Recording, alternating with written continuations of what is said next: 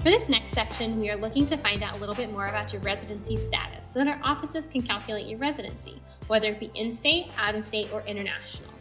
Keep in mind that this classification also determines whether you'll pay in-state or out-of-state tuition. The first question is fairly simple. What state do you consider to be your home state? And once you make that selection, the questions below will change depending on your home state.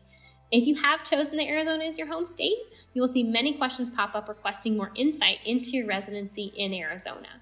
Things like holding an Arizona driver's license, registering your car in Arizona, and where you'll file taxes, if applicable to you, will factor into your residency status. If you selected a state other than Arizona, your questions will populate pertaining to your possible determination as an out-of-state student. Similarly, international students that do not reside in the U.S. may select the top option in that drop-down menu stating that you live outside the U.S. or not listed. Complete all the relevant questions to the best of your ability before moving on to the next section.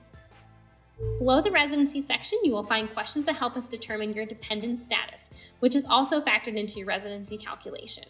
Consider your annual expenses and how you cover those costs, possibly housing, healthcare, books, food, and then break down where that financial support comes from into percentages to the best of your knowledge. To finish up this section, you will need to indicate whether you are employed or not, and then let us know what state your parents reside in. Once you have filled in all the applicable sections, you're ready to save and continue.